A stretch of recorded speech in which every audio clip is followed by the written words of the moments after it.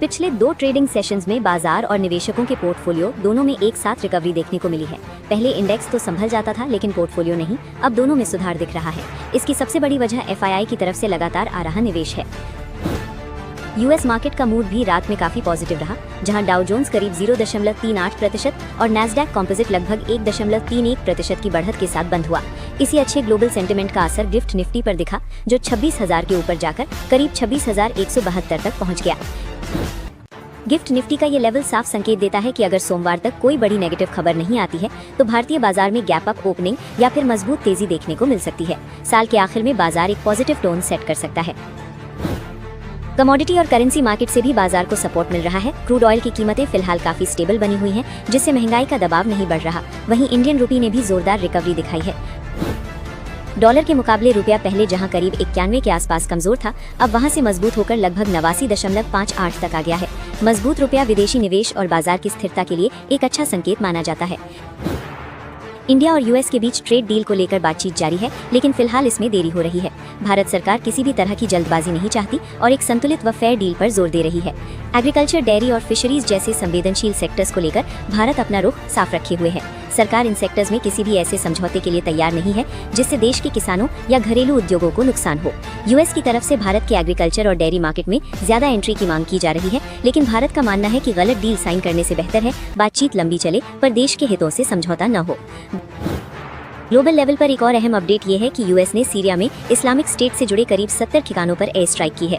ये कार्रवाई हाल ही में यूएस के सैनिकों और नागरिकों पर हुए हमलों के जवाब में की गई है, जिससे जियोपॉलिटिकल टेंशन पर बाजार की नजर बनी हुई है।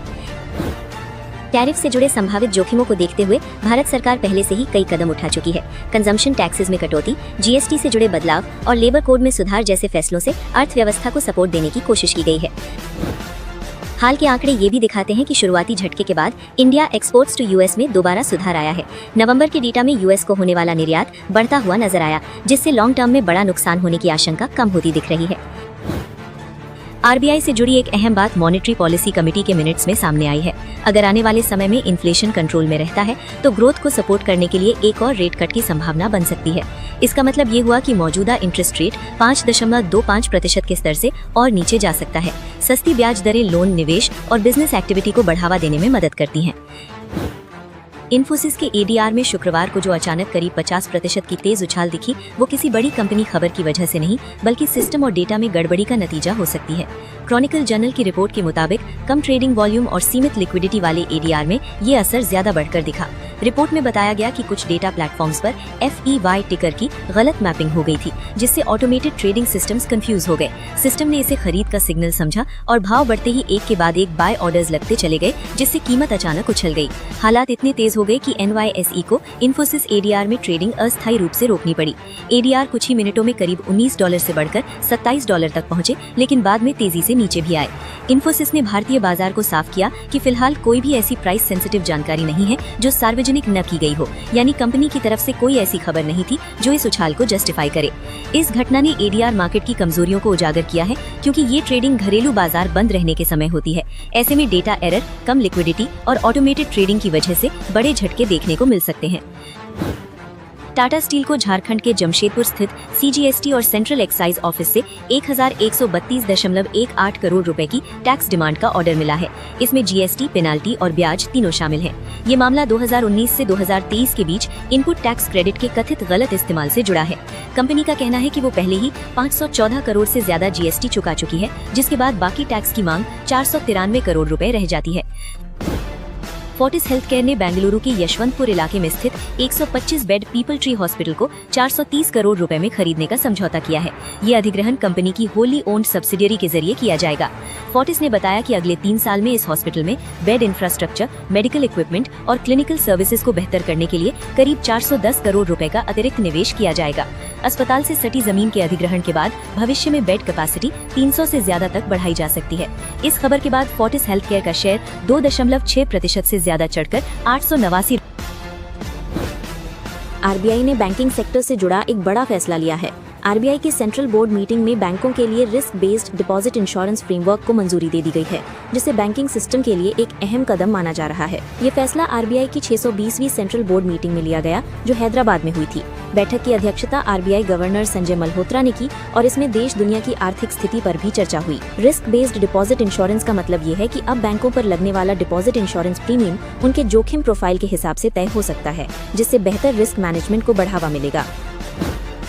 अब बात करते हैं एक्सपोर्ट सेक्टर की। अमेरिका द्वारा भारत पर लगाए गए ऊंचे टैरिफ के बावजूद भारत का घरेलू एक्सपोर्ट फिलहाल मजबूत बना हुआ है, जो इंडस्ट्री के लिए राहत की बात है। हालांकि इंडस्ट्री एक्सपर्ट्स का कहना है कि अगर ट्रेड डील पर सहमति नहीं बनती तो ये मजबूती ज्यादा समय तक टिक पाएगी या नहीं। गोकुलदास एक्सपोर्ट्स के वाइस चेयरमैन और एमडी शिवराम कृष्णन गणपति ने चेतावनी दी है कि टेक्सटाइल और अपैरल जैसे लेबर इंटेंसिव सेक्टर ऊंचे टैरिफ की वजह से एशियाई देशों के मुकाबले कमजोर पड़ सकते हैं। इंजीनियरिंग, फार्मा और वैल्यू एडेड मैन्युफैक्चरिंग जैसे सेक्टर्स में बेहतर प्रतिस्पर्धा की वजह से भी भारतीय निर्यात को मजबूती मिल रही है। एक्सपोर्ट इंडस्ट्री का मानना है कि आगे की ग्रोथ इस बात पर निर्भर करेगी कि भारतीय एक्सपोर्टर्स कितनी तेजी से नए मार्केट्स और नए प्रोडक्ट्स की तरफ शिफ्ट कर पाते हैं। अब बात करते हैं केईसी इंटरनेशनल लिमिटेड की। दिल्ली हाई कोर्ट ने power grid corporation of India limited के उस आदेश पर रोक लगा दी है जिसमें केईसी इंटरनेशनल को 9 महीने के लिए टेंडर से बाहर किया गया था। इस राहत के बाद अब केईसी इंटरनेशनल फिर से चल रहे टेंडर्स में हिस्सा ले सकेगी, जिनमें सरकारी ट्रांसमिशन प्रोजेक्ट्स के टेंडर भी शामिल हैं। पावर ग्रिड की रोक 18 नवंबर से लागू हुई थी, जिसके बाद कंपनी के शेयर में तेज गिरावट देखने को मिली थी। शुक्रवार को केईसी इंटरनेशनल का शेयर 1.25% की तेजी के साथ 709 रुपए 5 पैसे पर बंद हुआ। हालांकि पिछले एक साल में शेयर करीब 42.67% गिर चुका है। अब चलते हैं एमवी फोटोवोल्टाइक की तरफ। कंपनी ने बेंगलुरु के सुलीबेले स्थित प्लांट में अपनी 2.5 गीगावाट की नई सोलर मॉड्यूल लाइन का ऑपरेशन शुरू कर दिया है।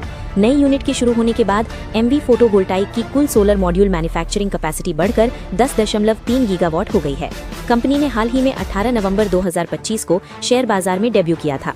लिस्टिंग के बाद पिछले एक महीने में शेयर करीब 20% गिरा है। हालांकि शुक्रवार को शेयर में 6.85% की तेजी देखने को मिली और स्टॉक 184.85 रुपए के स्तर पर बंद हुआ। अगले हफ्ते शेयर बाजार में कॉर्पोरेट एक्शन का काफी बड़ा एक्शन देखने को मिलने वाला है। 10 से ज्यादा कंपनियों की एक्स डेट आने वाली है। इन कंपनियों में कुछ डिविडेंड देने जा रही हैं, कुछ बोनस शेयर्स बांटेंगी और कुछ अपने स्टॉक स्प्लिट करने वाली हैं। सबसे पहले बात करते हैं डिविडेंड देने वाली कंपनियों की। कैनेरा रोबेस्को एसेट मैनेजमेंट कंपनी ने अपने निवेशकों को ₹1.5 प्रति शेयर का इंटरिम डिविडेंड देने का ऐलान किया है। कंपनी ने डिविडेंड के लिए 22 दिसंबर को रिकॉर्ड डेट तय की है। दूसरी डिविडेंड देने वाली कंपनी है प्रकाश पाइप्स लिमिटेड। इस कंपनी ने भी अपने निवेशकों को ₹1 प्रति शेयर का इंटरिम डिविडेंड देने का फैसला किया है। डिविडेंड के लिए रिकॉर्ड डेट 24 दिसंबर तय की गई है। अब बात करते हैं स्टॉक स्प्लिट की। Knowledge marine and engineering works limited ने अपने शेयर को स्प्लिट करने का ऐलान किया है और इसके लिए 22 दिसंबर की रिकॉर्ड डेट रखी गई है। Knowledge marine and engineering works limited अपने ₹10 फेस वैल्यू वाले एक शेयर को 5-5 रुपए फेस वैल्यू वाले 2 शेयरों में बांटेगी, जिससे शेयरों की संख्या बढ़ जाएगी। दूसरी स्टॉक स्प्लिट करने वाली कंपनी है नुवामा वेल्थ मैनेजमेंट लिमिटेड। इस कंपनी के स्टॉक स्प्लिट के लिए 26 दिसंबर की रिकॉर्ड डेट तय की गई है।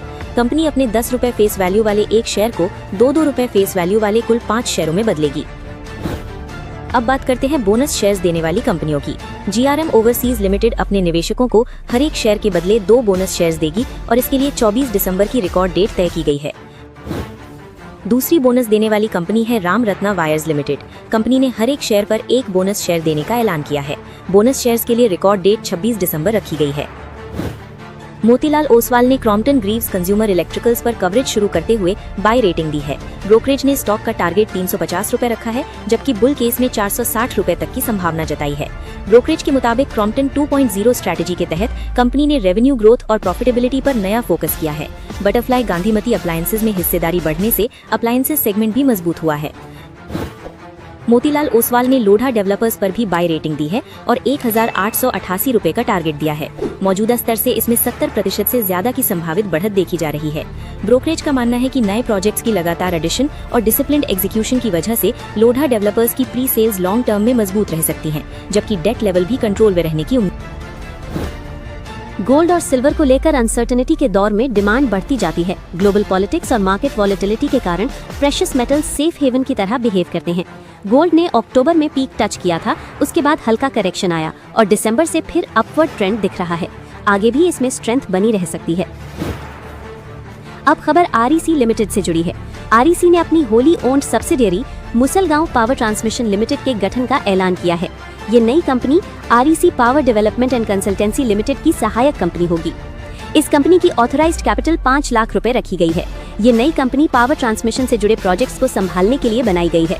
शुक्रवार को शेयर 0.59% की तेजी के साथ 339 रुपए पर ट्रेड करता दिखा।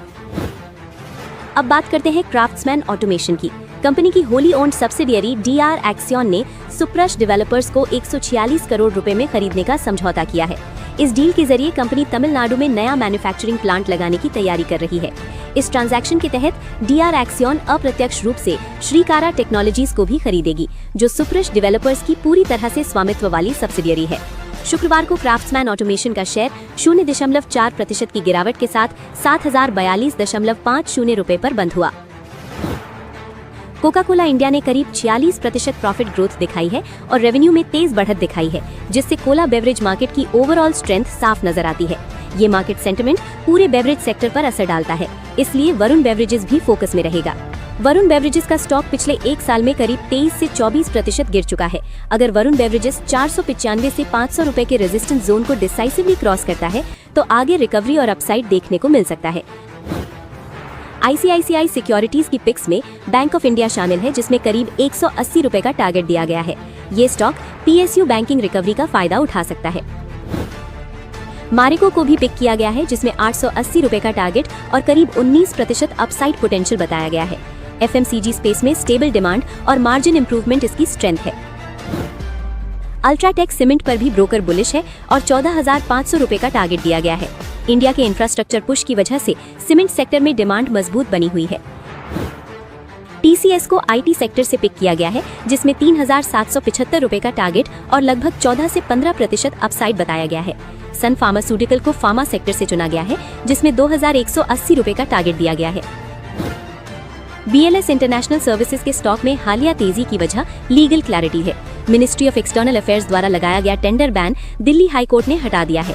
बैन हटने के बाद BLS इंटरनेशनल अब गवर्नमेंट टेंडर्स में दोबारा पार्टिसिपेट कर सकती है। JSW एनर्जी ने वेस्ट बंगाल के सालबोनी थर्मल पावर प्रोजेक्ट में कैपेसिटी को डबल करने का फैसला किया है। कैपेसिटी को 3200 मेगावाट तक बढ़ाने के लिए करीब 4,000 करोड़ रुपए का इन्वेस्टमेंट किया जाएगा। स्टॉक अभी अपने हाई से काफी नीचे ट्रेड कर रहा है। JSW एनर्जी के लिए 500 रुपए का लेवल काफी इंपॉर्टेंट माना जा रहा है। जब तक ये लेवल डिसाइसिवली क्रॉस नहीं होता, स्टॉक कंसोलिडेशन फेज में रह सकता है। ET मार्केट्स के एनालिसिस के मुताबिक नवंबर 2025 में ऐसे 42 स्टॉक्स रहे हैं जिनमें म्यूचुअल फंड ने करीब 1 करोड़ या उससे ज्यादा शेयर जोड़े हैं। इसका मतलब है कि अक्टूबर में भी होल्डिंग मजबूत थी और नवंबर में उसे और बढ़ाया गया। इन 42 स्टॉक्स में से कुछ चुने हुए शेयर ऐसे हैं जहां म्यूचुअल फंड की खरीद के बाद शेयर प्राइस भी 10% से ज्यादा ऊपर गया है, यानी बाइंग के साथ साथ स्टॉक में तेजी भी देखने को मिली है। पहला स्टॉक है वोडाफोन आइडिया, जो पहले 7 से 8 रुपए के आसपास था और उस समय काफी नेगेटिव खबरें चल रही थी।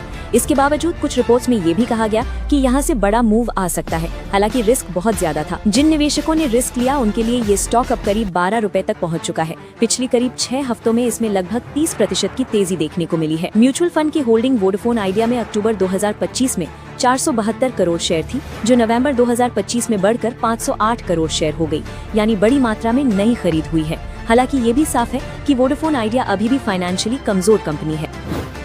अगला स्टॉक है अशोक लेलैंड, जो ऑटो और कमर्शियल व्हीकल सेक्टर की एक पुरानी और मजबूत कंपनी मानी जाती है। फिलहाल इसका शेयर प्राइस करीब 174 रुपए के आसपास है। नवंबर की शुरुआत से अब तक अशोक लेलैंड के शेयर में करीब 17% की तेजी आई है।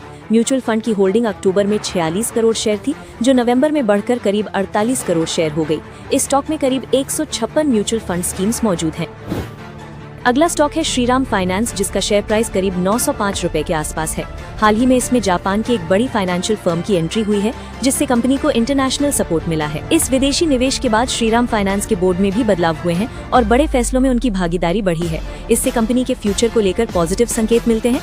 म्यूचुअल फंड की होल्डिंग अक्टूबर में करीब 24 करोड़ शेयर थी, जो नवंबर में बढ़कर 25 करोड़ शेयर हो गई। अगला स्टॉक है टेक महिंद्रा, जो IT सर्विसेज सेक्टर की एक बड़ी कंपनी है। इसका शेयर प्राइस करीब 1,609 रुपए के आसपास है। नवंबर की शुरुआत से टेक महिंद्रा के शेयर में लगभग 11% की तेजी आई है। म्यूचुअल फंड की होल्डिंग अक्टूबर में 18 करोड़ शेयर थी, जो नवंबर में बढ़कर 19 करोड़ शेयर हो गई। कुल म्यूचुअल फंड होल्डिंग की वैल्यू लगभग 28,922 करोड़ रुपए है। ये दिखाता है कि IT सेक्टर में सेंटिमेंट धीरे धीरे सुधर रहा है। आखिरी स्टॉक है विप्रो, जो IT सेक्टर का ही एक बड़ा और जाना पहचाना नाम है। फिलहाल इसका शेयर प्राइस करीब 264 रुपए के आसपास है। नवंबर की शुरुआत से विप्रो के शेयर में करीब 8% की तेजी देखने को मिली है। म्यूचुअल फंड की होल्डिंग अक्टूबर में 49 करोड़ शेयर थी, जो नवंबर में बढ़कर 51 करोड़ शेयर हो गई। म्यूचुअल फंड होल्डिंग की मार्केट वैल्यू लगभग 12,619 करोड़ रुपए है। यहाँ भी लगातार और स्थिर खरीद देखने को मिल रही है।